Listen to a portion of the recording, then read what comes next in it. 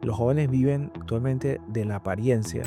Pareciera que cuando no estamos libres somos más felices. Además del síndrome del impostor, hay miedo.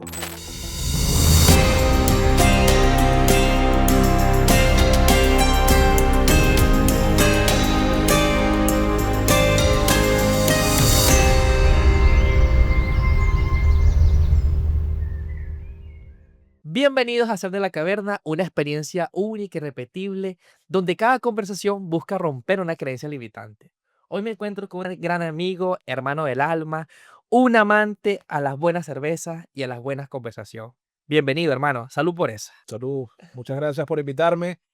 Bastante honrado de estar aquí. De verdad que he seguido los capítulos que has hecho y la gente que has traído ha sido bastante valiosa y creo que hay bastante que aportar a todos tus escuchas.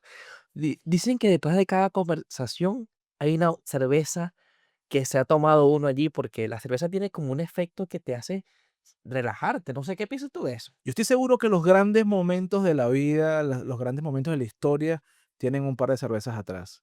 Yo soy bastante creyente del efecto positivo de la cerveza en su justa medida y yo creo que las cosas buenas pueden salir después de un par de cervezas, como el caso de hoy que vamos aquí a conversar. ¿Sabes qué? En Venezuela no me gustaba tanto la cerveza. No sé, no me parecía sabrosa. Cuando llego aquí a España, comienzo a disfrutar de esta cerveza de sifón. Pero creo que me gustan las dos cosas. Es las cervezas que son de sifón y una tapita. Y la conversación allí. En Venezuela el calor nos hace quizás degustar menos la cerveza. Ujú. La tomamos más para refrescarnos que para disfrutar el alcohol o disfrutar el sabor. Pero yo las disfruto todas, de todas las nacionalidades, para mí son buenas las cervezas. ¿Sabes qué? En Venezuela te conocí como profesor, te conocí como una persona que educaba por un lado, por otro lado tenía su empresa de informática que ofrecía servicios a diferentes empresas. No sé, ¿cómo recuerdas esa etapa en Venezuela en la que tenías esos roles de profesor, de informático? No sé, ¿cómo recuerdas esa etapa? Esa época quizás era más joven, tenía 30 años y quizás para mí era una época, por la misma situación del país, de incertidumbre. Y recuerdo que improvisaba mucho, Mm, y nunca tenía tiempo para pararme a respirar. ujú. Actuaba por inercia y fue una época que disfruté bastante, aprendí muchísimo, pero no recuerdo tantas cosas porque el día a día nos llevaba. Sé ese sentimiento del tema de que subían los precios, de que había escasez de lo que vendíamos, pero logré hacer un equipo muy bueno de muchachos. Tenía unos técnicos que trabajaban conmigo y gente que trabajaba en mi empresa, que al final nos hicimos amigos y seguimos en contacto. En mi época de profesor también tuve muchos alumnos que también trabajaron conmigo. Ujú, En la parte académica trabajé mucho con las tesis de ellos ujú. y fue una época bonita, fue una Bonita. época que recuerdo con cariño, pero con cansancio, con angustia, porque era una corredera todo el tiempo. Mira, en Venezuela solemos decir playa, sol y arena. Una combinación como que fantástica. En medio de todo ese caos que vivías en Venezuela, ¿cómo era tu relación con la playa? Mi relación con la playa quizás es uno de los despechos que más me ha tardado en quitarme aquí en España. Pobrecito. Mi relación con la playa era una relación amorosa, pero apasionada. Ujú, Independientemente de la playa que fuese, a mí me gustaba pasar tardes, fines de semana en Tucacas. Nosotros que, bueno, que somos de Valencia, ujú.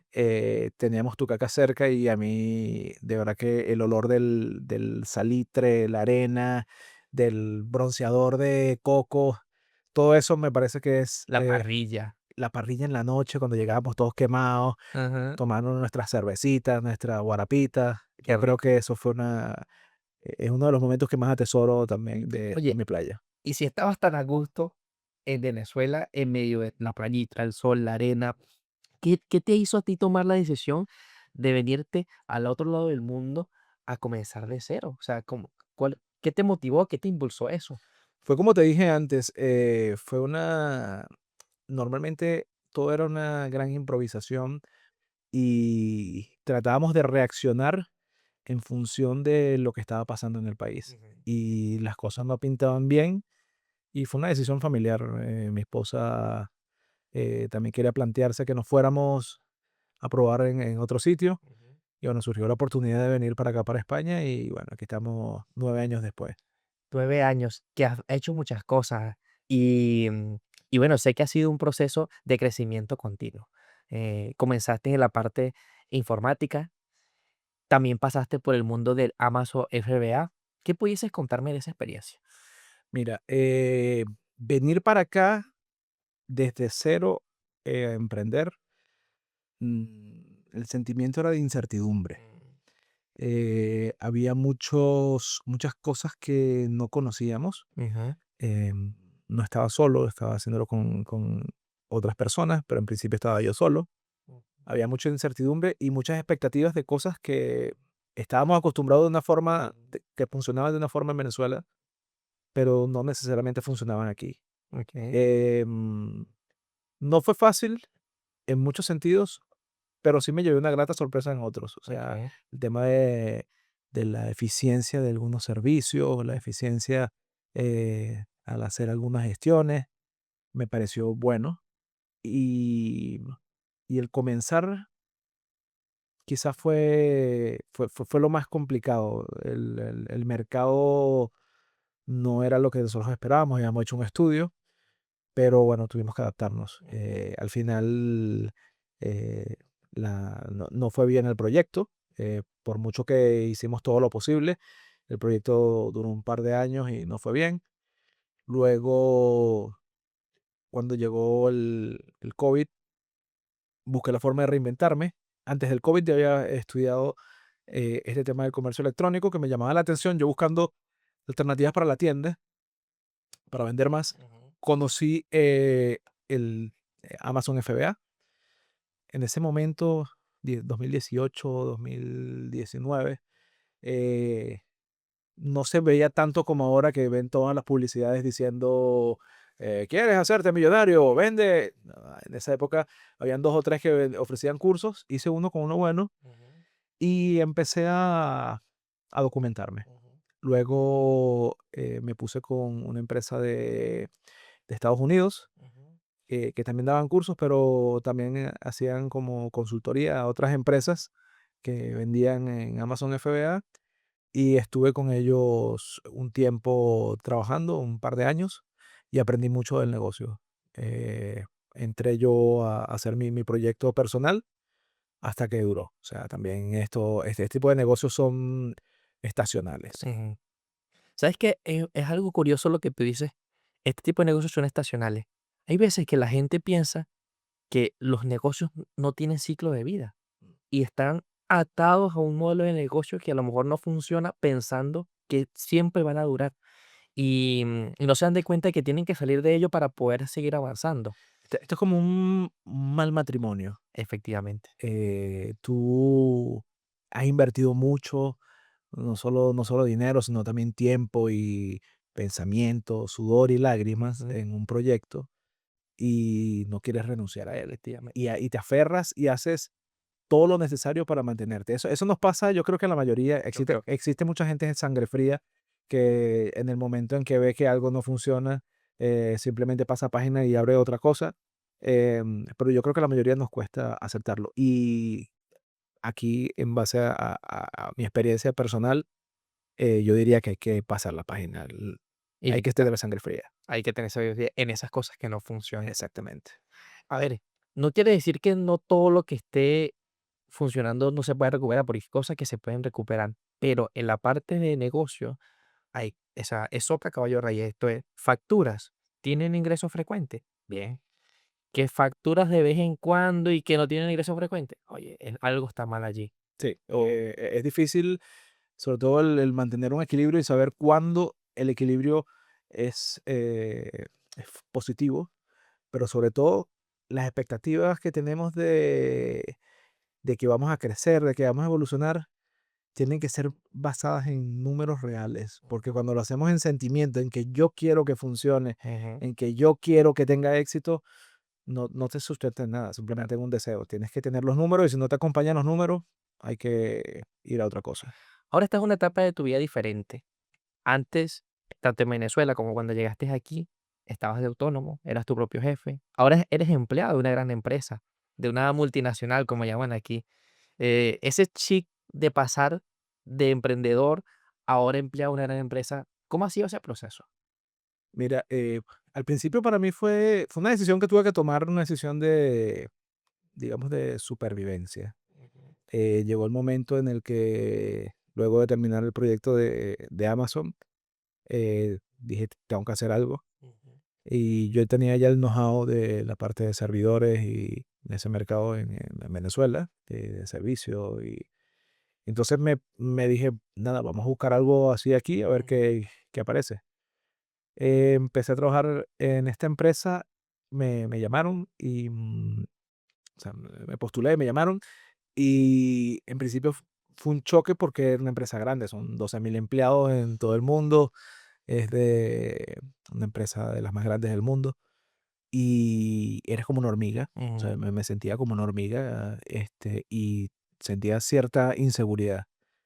Luego se me quitó de alguna manera pensando en que no tenía mucho que perder porque no estoy invirtiendo dinero. ujú, Esa mentalidad de cuando sí tienes que perder, cuando tu dinero está en un capital de un negocio ujú. y cuando estás de empleado, no tienes que perder, fue algo positivo para afrontar ese cambio. Pero sí me sentí raro, me sentí raro. Es que eso de sentirse como una hormiga, no solamente lo has sentido tú, o sea, yo creo que mucha gente en el camino de la vida se ha sentido así, y sobre todo la gente que es capaz de, o sea, mucha gente que es talentosa, que tiene a nivel físico, con alguna habilidad, o que es talentosa a nivel intelectual, eh, es capaz de hacer muchas cosas, pero se siente que no puede hacer eso como quizás otros lo han hecho. Eh, pero en el fondo es un proceso natural que vive toda persona que tiene que superarse, Sí, eso que tú dices llamamos el síndrome del impostor. el síndrome del impostor. eh, y de verdad todos nos sentimos en algún momento de nuestra vida, por muy seguro que tú quieras parecer, siempre lo has sentido.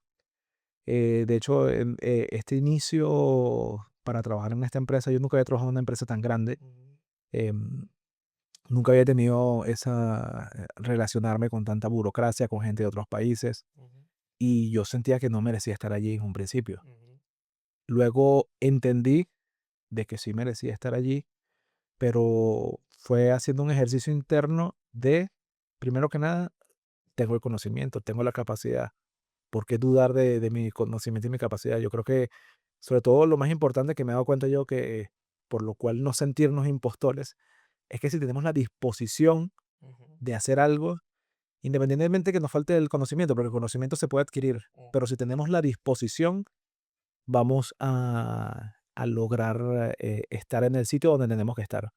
Y si nos sentimos impostores, simplemente tenemos que vernos en un espejo y acordarnos de toda la trayectoria que hemos tenido y cómo hemos evolucionado y la facilidad con la que evolucionamos.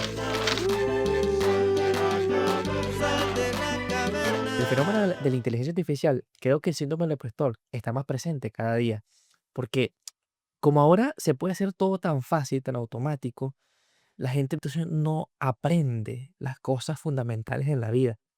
No sé cómo ves tú este proceso de trabajo, síndrome del impostor, inteligencia artificial. No sé qué piensas tú de Yo creo que además del síndrome del impostor, hay miedo. miedo, ¿ok? Hay miedo. em, sí es cierto que la inteligencia artificial ha avanzado exponencialmente. Ujú, Hace 6 meses una IA tenía una calidad medianamente. ujú, Actualmente se ha multiplicado por 30 o 40 veces la calidad de la información que ujú, da. Yo creo que en este caso la gente tiene que entender que no es una competencia, sino más bien es un compañero. okey, Si nosotros entendemos que es un compañero, lo podemos utilizar como una ventaja. ujú, Yo creo que la IA no le va a quitar el trabajo a la gente que hace algo, sino le va a quitar el trabajo a la gente que no sabe hacer algo sin IA. efectivamente, Entonces la gente tiene que abrazarlo y tiene que intentar reinventarse, porque no estamos hablando de meses, ujú, eh, estamos hablando de pocos meses, en el caso de que ya muchas actividades van a ser automatizadas. Un contador, un abogado, eh, una consulta de un abogado, básicamente, si tú le montas las leyes que tú quieres consultar, te lo hacen instantes. Antes, un abogado se apoyaba de su expertise y sabía dónde ubicar la información, pero ahora el abogado lo que puede hacer es darle la información más rápido a su cliente y va a poder atender más clientes. O sea, la IA no le va a quitar el trabajo al abogado, pero si él teniendo la experiencia de sus casos, de las cosas que le ha pasado a la gente, y además de eso, darle la información más rápido, esto va a ser una ventaja para él y para sus clientes. efectivamente. ¿Sabes que el inmigrante tiene una psicología interesante, ¿no? Por un lado está su yo del pasado, por otro lado está su yo actual y por otro lado está el yo del futuro. Y el inmigrante, hay veces se ancla en su yo del pasado, no, yo fui tal cosa, yo fui tal cosa, y no le da la oportunidad a las cosas del presente, como es actualizarte en contenido o formación de IA. O hay veces que está anclado al futuro. Es, coño, yo quisiera hacer tal cosa, yo quisiera alcanzar tal cosa. em, Entre esa dicotomía entre yo del pasado, yo del futuro y yo del presente, ¿cuál ha sido como tu secreto para poder centrarte en tu presente y que el síndrome del impostor y las nuevas oportunidades tecnológicas te abrazan o te las dan en el presente? ¿Cuál ha sido tu secreto, tu salsa de oro? Yo creo que hablando como migrante, nosotros tenemos un yo del pasado, pero idealizado. Ok. Tú me preguntabas hace rato con respecto a la playa Ujú, y yo te puedo decir todas las cosas positivas de la playa, ujú. pero quizás esos días en el que te picó una guamala, el día en que llovió Ajá, o el día que peleaste con tu pareja, sí, eso se borraron. claro. Y tú idealizas un momento. Igual pasa con la migración y con los recuerdos que tenemos, Ujú, porque nosotros no extrañamos, y ya te das cuenta cuando tienes un tiempo fuera, ujú. no extrañamos un lugar, extrañamos un momento. Efectivamente. Entonces, yo considero que yo estuve en Venezuela el año pasado y me acordé, o sea, yo tenía 8 años sin ir. Cuando estuve en Venezuela me acordé de las cosas bonitas, pero también me acordé de las cosas difíciles. Mm, Y, y dije, mira, no todo era tan perfecto. mm, Y la enseñanza que me dejó esto fue, hay que evolucionar independientemente de donde estés, sino disfrutar el momento en el que estés. ujú, Eh, Volviendo a tu pregunta, yo creo que el yo del pasado tienen que entender, tú tienes que entender que este conocimiento y experiencia que has vivido presencialmente, que has hecho minuciosamente en tu actividad profesional, ujú, tienes que usarlo como una ventaja. El yo del presente tiene que quitarse el síndrome del impostor ujú, y aceptar este nuevo escenario y empezar a trabajar sobre eh, qué necesitas para estar profesionalmente dentro del rango aceptable que va a venir con la inteligencia artificial. Y eso lo hacemos estudiando. Yo creo que tenemos que, ahora mismo las carreras formales están un poco, Para el currículum, exactamente. Entonces, para trabajar. ahora tenemos lo que es el fast learning y es agarrar pequeñas cosas y especializarnos en pequeñas cosas. Ujú, Y yo creo que la gente tiene que aprovecharlo y las herramientas están. está Cuando yo me acuerdo que yo soy mayor que tú y yo me acuerdo cuando en mi época del bachillerato, todos aspirábamos a ser un profesional en X carrera ujú, porque íbamos a hacer nuestra carrera mm, en esa profesión, ¿no? sí, Y actualmente no es así. Actualmente yo creo que tenemos que entender que tenemos que reinventarnos constantemente. Hoy es la IA y con la velocidad que va es importante el cambio. ujú, Mañana es la computación cuántica, por ejemplo, y efectivamente. así sucesivamente. Entonces tenemos que entender, decir, oye, yo soy bueno Ujú, profesionalmente y tengo la capacidad de reinventarme todas las veces que sea necesario.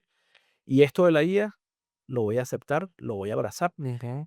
y sobre todo me voy a especializar en lo que ya yo manejo para ser mejor en mi profesión, utilizando el término que hablábamos del copiloto. El copiloto. Microsoft le llama Copilot a su solución de inteligencia artificial por eso, porque es un copiloto. O sea, Okey. te ayuda a automatizar muchas cosas de tu trabajo y hacerlo rápido, y eso te va a ayudar a ser más productivo, a hacer cosas mejores, a aprender cosas nuevas.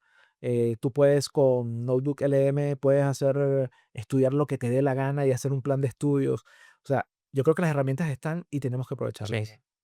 ¿Sabes que la productividad, la perfección, son como 2 conceptos o 2 maneras de ver el mundo actual que están como caladas, o sea, como que están integradas, ¿no? Queremos hacerlo perfecto, queremos ser más productivos, pero muchas veces nos olvidamos que la perfección y la productividad viene de muchos fracasos. O sea, incluso las inteligencias artificiales están donde están ahora porque han ido probando, probando, probando hasta llegar a un punto más o menos aceptable.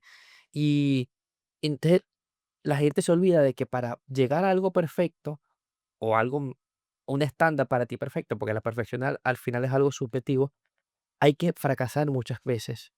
¿Tú este tema del fracaso cómo lo llevas? Yo el fracaso, en principio, el fracaso es un ejercicio de ego. Ok. El fracaso, tú afrontar el fracaso tiene que ver como el hecho en cómo tú te ves tú mismo. Ujú, El fracaso es simplemente que algo no funcionó y los factores que hacen que algo tenga éxito o no, normalmente pueden depender de ti o pueden depender de un tercero. O sea, hay cosas que nosotros no manejamos.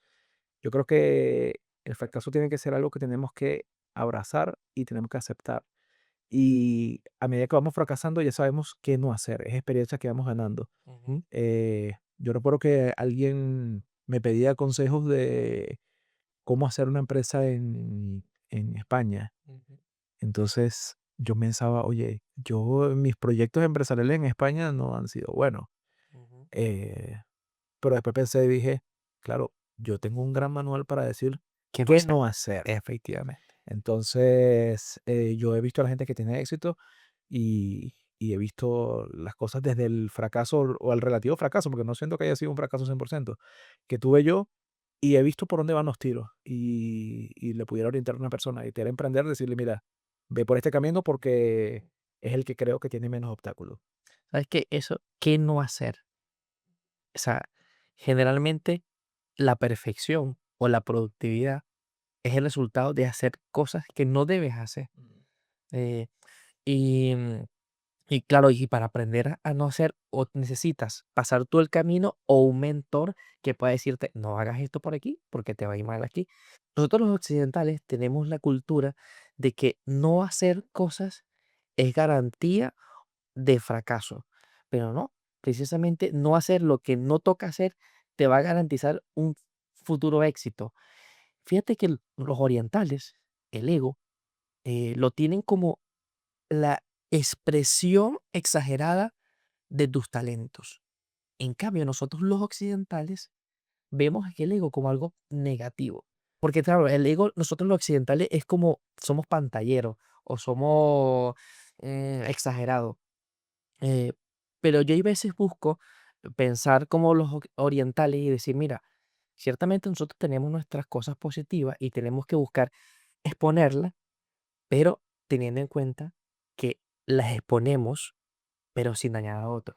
Las exponemos, pero teniendo presente de que no todo lo que tú hagas, otros lo van a aceptar. Es que el ego no es una vara de medir nada. El ego, si bien administrado, yo he visto gente que tiene un ego bien posicionado. Por ejemplo, Gary Vee, Gary Vee, que nosotros lo un seguimos, tío excelente. y es un tipo que se ha dedicado a tener un buen ego, o sea, Ujú, tiene un buen ego y se ha dedicado a exponerle a la gente que se puede ser exitoso siendo bueno, ujú. siendo amable. Efectivamente. Y si nosotros, cuando tenemos en la mente un tipo con el ego alto, es ese típico bocón que dice que yo sé esto, bueno, yo como sí tengo la experiencia y tú no. eh, pero si tú te enfocas, por ejemplo, ese ángulo de Gary Vee, Perfecto. a mí me parece que es un tipo que tiene la experiencia y que te dice en tu cara con groserías y todo, te dice, mira, no seas pendejo porque tú vas a tener éxito porque no importa que tengas 50 años, tú tienes el futuro por delante y tienes muchos recursos, lo que pasa es que tú no los ves. Claro. Y allí es donde está el ego positivo. Es que Gary Vee ahora mismo está potenciando mucho la tendencia de vender en TikTok Shop. Ujú, O sea, TikTok Shop se ha convertido ahora en una herramienta poderosa para vender y que la inteligencia artificial también está allí porque muchos de los procesos de ventas se están automatizando. ¿Cómo ves tú este fenómeno de TikTok, la venta? No sé, ¿cómo lo ves tú? mira, yo tengo mis reservas actualmente y por eso dejé de vender B2C, lo que llaman B2C, que es Ujú, una empresa de vender al cliente. La competencia es dura. ujú, Quizás el mayor beneficiado en esto es el cliente, ujú, porque tiene mucha gente que está luchando por su atención y luchando porque le compre su producto. ujú, Entonces ahí va a tener un mejor producto y mejores precios. Yo creo que este efecto de TikTok Shop tenemos que tomarlo con cautela y tenemos que aprovechar la ola. Hay ujú, que, obviamente, si tú tienes un negocio y tú quieres llegar a los clientes finales, al usuario final, tienes que estudiarlo, aprenderlo, pero no pongas los huevos siempre en un solo canasta. Tienes que buscar otras opciones, alternativas, porque esto, TikTok Shop, va a funcionar 1, 2, 3 años y seguramente saldrá otra cosa. Y todo lo que has invertido en TikTok Shop y no funciona actualmente, tienes que volverlo a hacer con la nueva tendencia. Pasaba con Amazon FBA, era muy rentable cuando comenzó en el 2012, 13, que comenzó la tendencia de vender en Amazon. No existía el FBA. El FBA significa Fulfillment by Amazon, que es que Amazon se encarga de toda la gestión, la logística, el almacenamiento ujú, de los productos. Tú se los llevas y ellos lo distribuyen y lo venden. Pero eran rentables en su momento, la gente podía vender algo en Amazon y podía tener un buen margen. ujú. Ahora no, ahora primero la competencia es feroz y segundo los costos de Amazon son altos. Yo sinceramente no estoy de acuerdo con la gente que dice que es un buen negocio para hacerse rico rápido. Ujú, Creo que es un buen negocio para potenciar tu marca, tener un escaparate, una vitrina para vender tus productos físicos, ujú. pero no es un negocio para tú salir de pobre. ¿Sabes que los chinos, todo el mundo está consciente de que son donde se fabrica, es la fábrica del mundo? Y dentro de su visión a largo plazo como país, como nación, es recuperar la ruta de la seda, ¿no? Esa ruta comercial Ujú. que por muchísimos años Hay ellos hay un tren, hay un tren hay un tren. que está bien y ellos van buscando comprar también, pedazos o apoyan países que están dentro de la ruta de la seda para que tenerlos comercialmente aliados, ¿no? O sea, China es un ejemplo de construcción a largo plazo. Latinoamérica generalmente busca construir cosas a corto plazo, ¿no? El negocio la cosa y tal y esto. Estados Unidos busca la forma de también vender, pero China está fabricando. Este fenómeno de que China fabrica, está construyendo a largo plazo y lo demás estamos como luchando contra China para, no sé, Yo no creo que no estemos sé, luchando. A mí lo de o China, cómo lo ves tú, no sé. a mí China me parece un ejemplo de superación. Antes relacionábamos China con mala calidad Ujú, y barato, que sigue sí quieto, cosas de mala calidad y baratas chinas, ujú, pero ahora también existe innovación buena y existen avances incluso superiores a los americanos. ujú, Yo creo que China, si hablamos de resiliencia, China es un gran ejemplo. China salió inclusive con un sistema político pero de apoyo en absoluto, pero a pesar de eso se reinventaron ujú. y salieron al mundo diciendo somos como somos, y tenemos esto. Y yo creo que es un ejemplo para que Latinoamérica también lo aplique. Latinoamérica tiene un espíritu emprendedor, yo creo que superior a los de aquí de Europa. Ujú. lo que no tenemos son bases, fundamentos, no tenemos infraestructura, no tenemos la gente con las necesidades cubiertas para pensar en hacer un negocio. Yo recuerdo, yo viví un tiempo en República Dominicana y me impresionaba mucho que había muchos puesticos de cualquier cosa. Mm, Había una señora vendiendo maní mm. y luego había una señora de peluquera con una sillita en la calle y iba la gente a hacerse las uñas en la calle y con la señora. O sea, ese espíritu emprendedor, si hubiese tenido formación, si hubiese tenido apoyo gubernamental, fuera una empresaria. China es el ejemplo de que se han quitado el síndrome del impostor. Exactamente. Ellos se han enfocado en trabajar, trabajar, trabajando, son productivos, Exactamente. trabajando, van logrando la perfección, trabajando, van conquistando el mundo. Así va a ser. Esperemos que Latinoamérica despierte y podamos ser competencia para China. Bueno, falta bastante, pero bueno, ese es el gran anhelo. Ese es el modelo.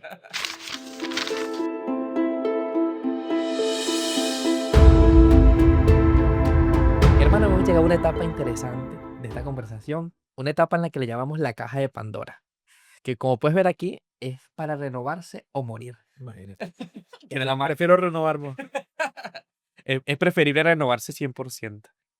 Es una caja que tiene 6 palabras. Ok. La palabra te puede tocar cuando tú sacas el papelito que está allí. Yo voy a definir eso, hablar sobre ello, o relacionarlo con algo. Y cuando yo saque ese papelito, tú eres el candidato para hablar. Vale. A ver, es una cosa muy libre, lo que fluya. Eh, Perfecto. ¿Quién comienza, tú o yo? Comienzas tú. Ok, eres tú el que abre la caja de Pandora. A ver qué sale por allí. Miedo al cambio. El miedo. ¿Sabes qué? El miedo es algo muy subjetivo. De, y se despierta dependiendo del sistema de creencia que tengas. Una persona le puede tener miedo a las serpientes, porque de pequeño le han dicho que las serpientes son malas y tal y esto, y que el veneno cuando se mete dentro de tu piel te puede matar. Y tiene un sistema de creencia muy, muy, muy, muy horrible sobre la serpiente. Pero ¿cómo enfrentar ese miedo a la serpiente? Vas estudiando, que ven, hay serpientes venenosas, hay unas que no, y poco a poco, cuando vas estudiando sobre eso que le tienes miedo, ya el miedo se va. Porque ya el sistema de creencias que tienes cambia. Hay muchas veces que, no solamente con la serpiente, sino con el trabajo, con la pareja, con, con emigrar o no, con quedarte en el país. Tú sabes que ese ángulo que tú le das, yo le agregaría otra visión también. Y es que el miedo es una sensación que potencia los sentidos. Ujú, Nosotros, cuando poniendo un ejemplo cotidiano, si tú vas en coche, en carro, en la autopista de Valencia, que es nuestro pateadero, ujú, y vamos por la autopista, vamos relajados y vamos en piloto automático. ujú, Cuando vamos en una ciudad nueva que estamos manejando, que no conocemos la vía, estamos con todos los sentidos activos, estamos ujú, escuchando, viendo, pendientes, no nos relajamos ujú. y eso nos ayuda a tener un nivel sensorial superior. Eh, Hablando de migración, cuando todos los que vienen para acá que tienen poco tiempo, tú los ves y notas ese tratar de grabarse los sitios, las direcciones, el cómo hablar, el qué no decir. Ujú. Y yo creo que el miedo, de cierta forma, es un instinto natural que nos permite Sobrevivir. sobrevivir y adaptarnos a entornos. Yo creo que si es malo, es un sentimiento negativo la mayoría de las veces, pero si queremos hacer un cambio interno, cuando sintamos miedo, sentémonos, sentémonos a ver por qué lo sentimos y cómo puedo hacer para abrazar ese conocimiento que me está dando nuevamente el miedo. ¿Sabes qué? Una cosita que parece curioso, pero muchas veces tenemos miedo a ser libre. Fíjate de esta manera, todo el mundo anhela ser libre, pero cuando te llega el momento de estar libre, te buscas atar a algo. Y la libertad es un fenómeno en que todos agregamos, pero al final pareciera que cuando no estamos libres somos más felices. Y te pongo un ejemplo. Un niño que no tiene que trabajar, que no tiene que preocuparse por qué comer, que está atado a que la mamá lo lleva al colegio. eh, los juegos que tiene que jugar, está ahí en el suelo jugando la cosa. Un niño se siente muy feliz y muy pleno en toda su etapa porque no tiene que decidir nada. En cambio, cuando somos adultos y tenemos que decidir muchas cosas, eh, nos paralizamos, nos da miedo. Y nos da miedo a, ¿será que cambiamos de trabajo o no? Nos da miedo, o sea, la libertad en sí misma, cuando la tenemos allí, nos causa temor, nos causa miedo. Em, yo hace unos meses atrás, que estaba viviendo una etapa interesante de mi vida, yo me sentía muy libre, muy, porque estaba no tomando decisiones, simplemente viviendo el presente, Piloto automático. piloto automático. Ahora que ya ha pasado esta etapa humana, que estoy tomando decisiones de cierta manera para el futuro, sí me han venido nuevamente los miedos. Y yo digo, definitivamente el ser humano es complejo. Pero Cuan- es que el miedo que sientes es por Por temor a equivocarme en la decisión. exactamente. Y yo creo que más que la equivocación es el arrepentimiento por la equivocación. Eso es.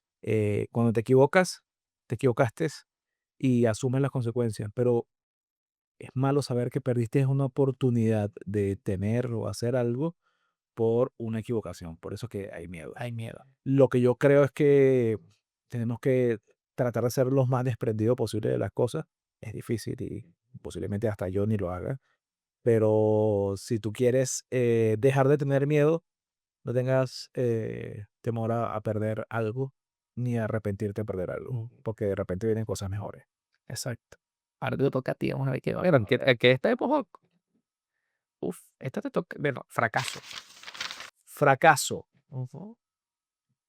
Fracaso es, si nos vamos al término técnico, el no éxito, la forma positiva de decirlo. Pero fracaso es una forma de hacer, es una oportunidad de hacer un control de daños y saber en qué nos equivocamos. Yo, sinceramente, basado en mi experiencia personal y de mi gente cercana, Ujú, yo creo que el fracaso es el resultado de dos equivocaciones, como ya hemos hablado antes. Eh, Escoger hacer algo ujú, que no teníamos la capacidad de hacer ujú. o de no ponerle el interés o la fuerza necesaria para cumplir, para hacerlo exitoso. Ok.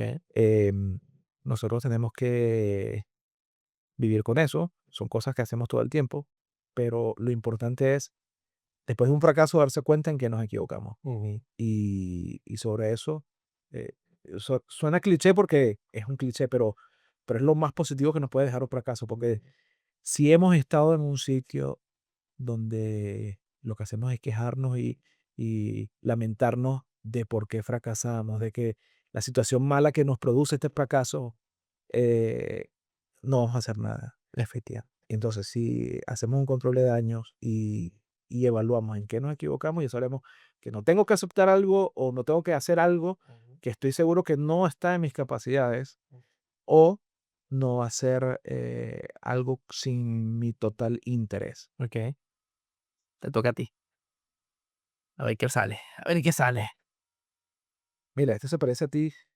Resiliencia. Uf, vamos a ver qué digo esto. A ver.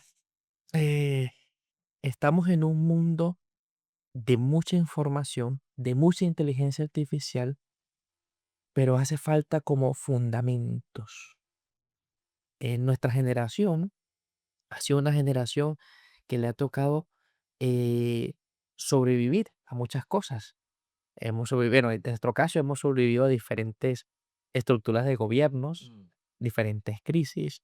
eh, Ahora estando en España hemos sobrevivido al proceso migratorio, a los 2 somos españoles, o sea, ese camino nos ha dado la capacidad de poder adaptarnos a las circunstancias que estén presentes. Y la generación de ahora, que están haciendo una generación con todo hecho, lógicamente, esas capas que tenemos nosotros no las tienen ellos. Y la capacidad de adaptarse al cambio, uf, le cuesta mucho. No quiere decir que no tengan otros retos, porque los tiene. O sea, y no es que los retos que vivimos nosotros son mejores que los de ellos. Sí, que eso, pero la cosa es que a mí, yo estoy orgulloso de la vida que he tenido y de la generación en la que me ha tocado formarme, porque me ha dado la capacidad de decir, ok, ahora no estoy en mi mejor momento, pero puedo estarlo. Eh, yo creo que la persona resiliente es aquella que le da sentido de vida a todo lo que va viviendo. Yo creo que eso que tú mencionas es clave. Soy una de las personas que está viendo esto, se ubican en esta que llaman la generación Z, los Zoomers, que ya no son unos muchachitos, ya son gente de 20 pocos años. Y yo siempre hago un ejercicio de imaginar un reto que tengo o una posición, un sitio en donde estoy, dónde estaban mis padres. Y yo, si pienso en una persona de 23 años y pienso en mis padres, ya estaban casados, por ejemplo, y ahora los muchachos de esa edad no se van a casar a esa edad. Ni nosotros, ni nuestra generación se casaba a esa edad. Em, y veo los problemas de los que se quejan pero las cosas que hacen. Ellos se quejan mucho por la precariedad laboral, por lo difícil que es conseguir una vivienda, porque es horrible, y si eres joven es más difícil todavía. Pero nuestros padres, por ejemplo, que ya son los boomers, nosotros somos millennials, ellos son boomers. Los boomers tenían, a los 23 años no iban a conciertos, no viajaban por el mundo, efectivamente, no hacían muchas cosas y se hicieron fuertes aprendiendo de la escasez. Eso es. Y los jóvenes, y esto es una cosa que yo lo pienso en voz baja siempre, los jóvenes viven actualmente de la apariencia y eso le hace un cascarón vacío, la vida se hace vacía. Es una época de muchos selfies, pero pocas historias reales. Exactamente. Entonces, eso da que hay una cultura muy falsa en muchas cosas. Eso me pareció muy bonito lo que has dicho. Me ha gustado. Me ha llegado al corazón. Uf. A ver, me tocaba a mí. Me toca a mí. Dolor. El dolor es por lo que sentimos miedo. El dolor es, el dolor es un estado mental en el que nosotros nos entregamos a una consecuencia. Y es el castigo por de una consecuencia. Yo creo que es un mal necesario y mientras lo podamos evitar, lo evitamos, pero si lo tenemos que asumir, bueno, tenemos que aceptarlo. ¿Sabes que en mi pueblo hay un pueblo en mi pueblo hay un cerro llamado el Peñón? Y entonces es muy común que la gente vaya todos los días al Peñón. Yo en mi etapa de niño tenía una bicicletica montañera de Reinvente y me tenía mi ilusión de entrar a la fundación o a la selección de Carabobo Ujú. en la parte de ese equipo. Y me iba con mi bicicleta. Iba poco a poco. El cerro tiene como diferentes etapas. Primero Borriquito, segundo Borriquito, tercero Borriquito, la Vuelta a los Colorados, el río de la María Lao y después está el Peñón. Son como cosas muy estándar de toda la gente que vive allí. Ah, no, llegué al tercer Borriquito, no, llegué a María Lao, Imagínate. llegué a tal parte, ¿no? Y yo iba avanzando todos los días en mi bicicleta. Llegó un día que llegué al tercer Borriquito.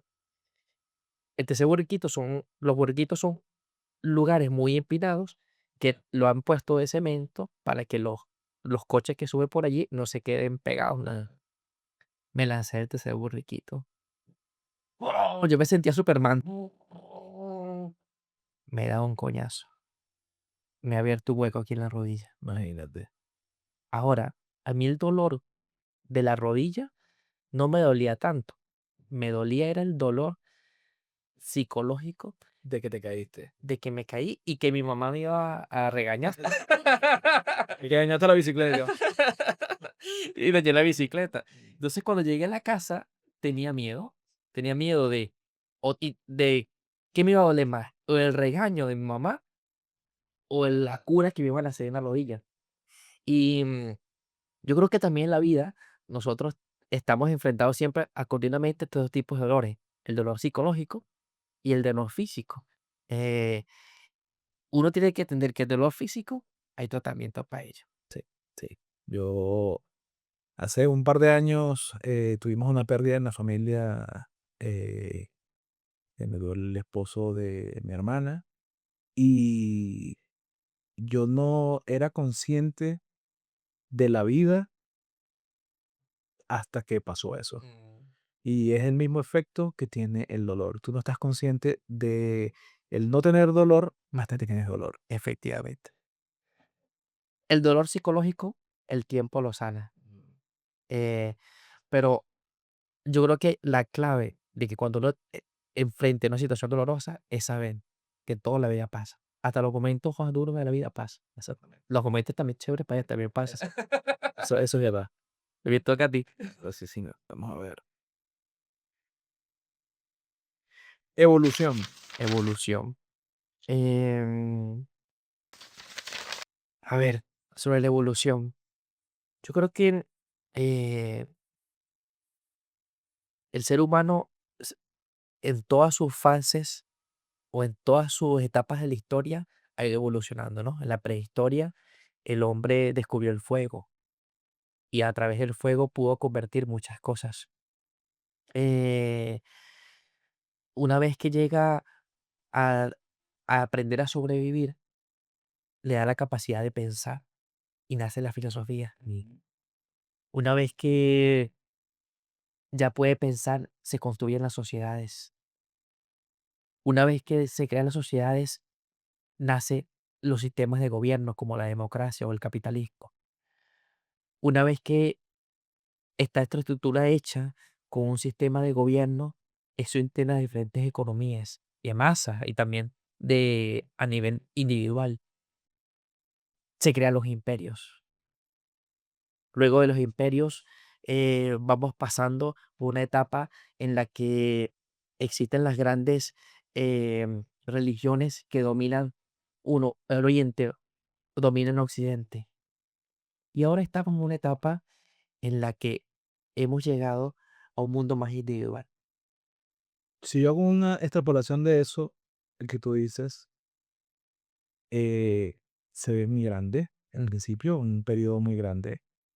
Pero yo creo que pienses y hagas un ejercicio, porque nosotros no somos conscientes. Una de las cosas que tiene la evolución es que nunca estamos conscientes de que estamos evolucionando. O sea, hasta que no salió el carro, el automóvil, Ujú, la gente no fue consciente de que las carretas fueron evolucionando. ujú, Em, Nosotros nos está pasando algo, y creo que esa palabra que pusiste fue bastante acertada, porque nosotros estamos evolucionando a un ritmo nunca visto antes, ahora ujú, que estábamos hablando de la inteligencia artificial, pero antes de la inteligencia artificial, si tú te echas la mente para atrás, yo me acuerdo cuando yo tenía 13 años, el mundo era analógico. ujú, Internet llegó cuando yo tenía 16 años allá en Venezuela y nos fue cambiando poco a poco, lo fuimos abrazando, aceptando. Y venía y empezamos con los primeros, los módems a 56K, ujú, después empezamos a tener las primeras ADSL, ahora tenemos fibra, pero eso es muy poco tiempo. Estamos hablando de 20 años, 25 años que ha pasado todo esto. O sea, jamás nos íbamos a imaginar que tener que ir a la oficina todos los días a un trabajo, ujú. íbamos a poder trabajar desde la casa sentados, sin tener que salir de la casa. Yo creo que no somos conscientes de la evolución. Es el mismo tema de la rana que está en la olla A fuego lento. a fuego lento. Ajá. Y yo creo que ahora tenemos que estar atentos a esta evolución mundial de todos los aspectos de la vida, porque la inteligencia artificial, estoy completamente seguro de que va a ser un antes y un después. Para mí la evolución es de ir de un punto A a un punto B, pero consciente de que ese punto B se convierte en un punto A, porque después luego vendrá otro punto B. Exactamente. O sea, yo creo que nunca vamos a dejar de evolucionar y eso es lo bonito de la sociedad, eso es lo bonito del ser humano, pero creo que nunca tenemos que olvidarnos del camino, porque en el camino es que ha estado el aprendizaje. Si no vemos lo que hemos aprendido o lo que hemos evolucionado, no vamos a ser capaces de reconocer de que el ser humano es un ser humano resiliente, que el fracaso lo va convirtiendo en perfección, que la perfección es un estado constante de evolución. No sé, Sí, es bonito pensar de que hemos mejorado. de que hemos mejorado y que, y que eso nos tiene que hacer mejores personas. No personas que dejemos a otro atrás, sino que la pobreza en algún momento se llega a erradicar, que los sistemas de gobiernos lleguen a mejorar y de vez de ser una lucha de ideología, sea una lucha más bien por ofrecer mejores productos y servicios a sus ciudadanos. O sea, no sé, hay cosas que en ciertos sectores hemos evolucionado, pero en otros seguimos siendo los mismos medievales de antes. No, lo que pasa es que el espíritu de la gente siempre va a ser el mismo. Ujú, Una cosa que a mí me impresionó mucho cuando yo cuando emigré, eh, es que yo pensaba que nosotros en Venezuela teníamos una forma de ser ujú, y que en el mundo eran ese complejo de inferioridad que nos dan en Latinoamérica, que en el mundo eran más evolucionados, que eran mejores que nosotros. Y estando aquí, conozco a las personas y son los mismos tipos de personas que éramos en Latinoamérica.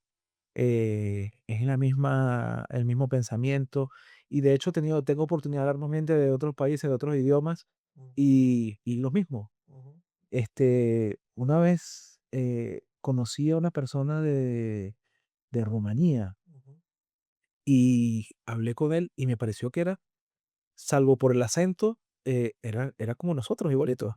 Y tú dices que le tiene que ver un humano con un venezolano o con un español, pero es que somos gente. Y esa condición de gente es lo que hace que tú sientas que no hemos evolucionado, pero es que es una constante. ujú, Lo que yo creo que sí debería evolucionar es la forma en que nosotros eh, vemos el entorno. Eh, yo, por ejemplo, me considero una persona de derechas a nivel político, ujú, pero he visto que las extremas derechas son tan malas como de las izquierdas. Yo acepto una persona de izquierda porque tiene sus pensamientos ujú. y en algunas cosas tienen razón. Y en muchas cosas tiene razón. Pero mi convicción es que yo tengo mis puntos para querer ser derecha. Pero cuando estos movimientos de extrema derecha lo que están haciendo es aislar a los países. Ujú, Entonces una persona, por el hecho de ser de un sitio, se cree superior a otra ujú, o que tiene drama migratorio que hemos tenido, por ejemplo, nosotros, sin hablar de las razones por las cuales nos ujú, fuimos y todo esto, eh, pero nos fuimos. ujú, Y si tú estás en otro país apostando, como estuvieron en el nuestro en algún momento y o en otro país, claro. eh, tú no eres menos que nadie, tú eres una persona, como te decía al Mm. principio. Entonces yo creo que eh, la evolución de la forma de pensar de la gente eh, tiene que mantenerse en lo que es mejor para todos. Y todos somos una comunidad, porque estamos en el mismo, como decía un tipo, un presentador, esta nave espacial contaminada en donde vivimos todos. Y es verdad, todos estamos en el mismo planeta y creo que todos deberíamos mantener el mismo. Sabes que yo soy de derecha, pero coño, los países que están mejor, no son de derecha y de izquierda. Son De nada. exacto. Hay una canción que dice, ya yo no soy, es de Fito Páez, Ujú. ya no pertenezco a ningún ismo. Y es verdad, llega un momento que dices: Eso es paja". Verdad. Pero sí hay que tener ciertos malos de cierta convicción, o sea, no hay que ser un promiscuo políticamente por Uno tiene que tener su mentalidad y su proyecto de cómo deberían ser las cosas.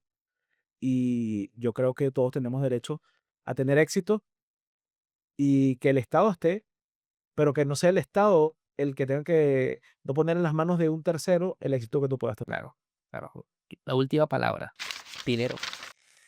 El dinero es, a mi parecer, energía. Estoy de acuerdo con ella. 100%. El dinero, yo creo que la ambición es por querer tener más energía.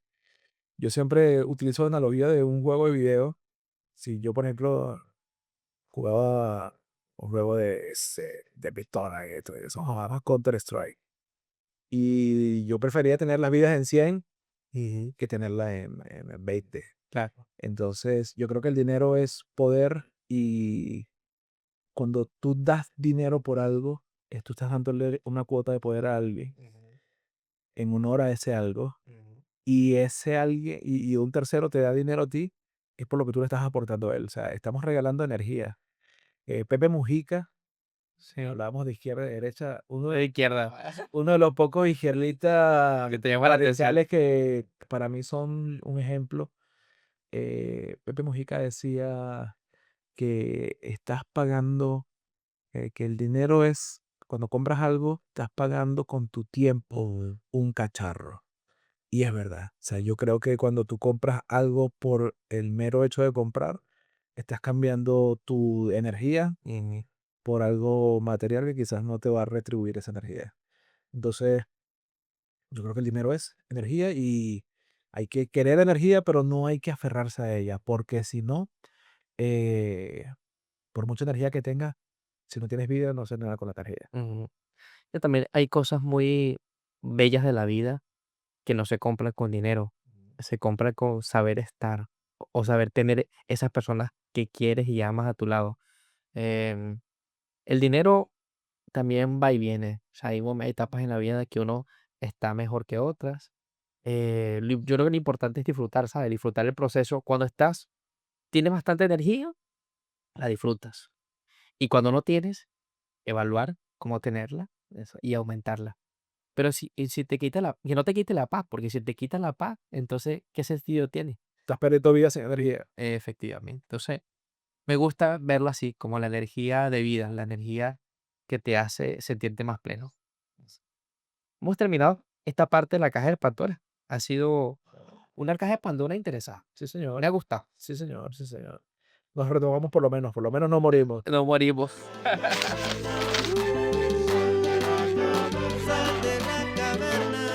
Enfrente estamos llegando al final de esta historia, una conversación única, una conversación en la que hemos ido caminando sobre el síndrome del impostor, el fracaso, el trabajo, la inteligencia artificial. Ha sido una conversación que me ha encantado. ¿Cómo la has vivido tú? ¿Cuál ha sido tu sensación sobre esta conversación? Y no sé, ¿qué piensas? Yo creo que sí, al no me considero un experto, o no sería un experto con respecto a esto. Soy un simple usuario del síndrome del impostor, del miedo, eventualmente del fracaso. Y como usuario, yo puedo recomendarle a la gente actualmente con este tema de la inteligencia artificial y tenemos que aceptarlo y tenemos que trabajar sobre ello. Nosotros no tenemos que acomplejarnos ni pensar que estamos llegando tarde. Esto que hablábamos del FOMO, el FOMO es el eh, Fear of Missing Out, o sea, miedo a, dejar, a perderlo. Sí. Esto del FOMO que tenemos con la inteligencia artificial, hay que evitárselo. No vamos tarde, vamos, vamos. Y tenemos que aprender a automatizar todas las actividades que nosotros hacemos, complementando nuestras actividades con nuestro copiloto, en este caso de inteligencia artificial, y darnos valor como profesionales. Eh, ¿Que hay gente mejor? Sí, o sea, mucha gente mejor que nosotros, pero no estamos comparándonos. Queremos es en algún momento llegar al nivel de esa gente que es mejor que nosotros y hay que empezar. Mi consejo para todos es, el síndrome del impostor es una, dicho coloquialmente, una paja mental. Tenemos que nosotros trabajar sobre nosotros y evolucionar, no tener miedo. ¿Sabes que una de las cosas que me motivó a hacer el diario Son de la Caverna es buscar que la gente asente su síndrome del impostor y pueda ir caminando, y pueda decir, vamos, vamos hacia adelante. Si tú estás en una etapa de tu vida que has descubierto que te da miedo la vida que estás viviendo ahora, yo te invito a que puedas unirte a mi comunidad Libertad, una comunidad en la que todos juntos vamos caminando hacia un mejor futuro, aceptando nuestro presente para que el futuro que creemos o que alcancemos sea el resultado de haber tomado una decisión que aceptamos el yo del pasado, vivimos el yo del presente y nos preparamos para el yo del futuro. Así que un fuerte abrazo y nos vemos en nuestra próxima conversación.